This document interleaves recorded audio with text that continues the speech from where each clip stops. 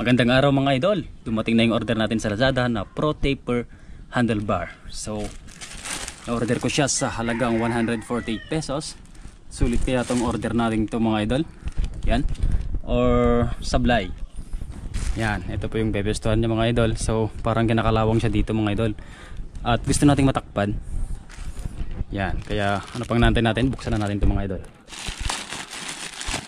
Yo! Kulay pula yung binili natin mga idol. Yan, sa gilid. Yan. Kulay pula. Para bumagay dito sa motor kasi black and red siya.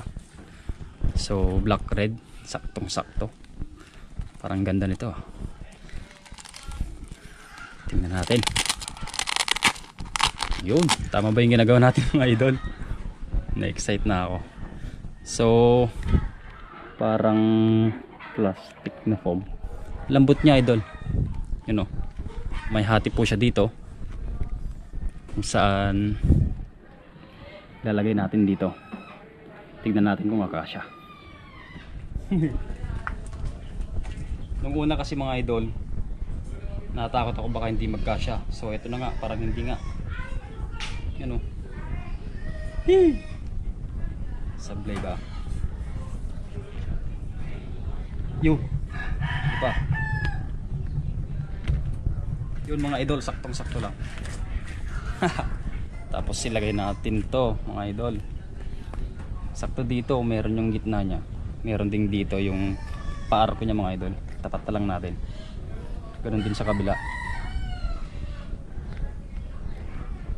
Yan. Parang hindi siya tumabingi mga idol. Yun. Okay na siya. Yun. Okay na mga idol, pero kailangan nating ayusin para matakpan tong ano niya dito, no? Para magandang tignan.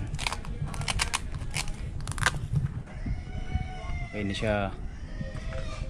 Yan. Dagdag forma na rin mga idol, kasi may nakikita ako na para sa chest daw. Siguro kung kasakaling mababangga, tatama yung dibdib dito ay meron siyang depensa na malambot. Yeah. Okay na mga idol. 148 pesos lang po mga idol. Order ko sa Lazada itong foam na to. So yun nga, medyo mas gumanda siyang tignan konti para sa akin na. Yun, hanggang dito na lang mga idol. Maraming salamat.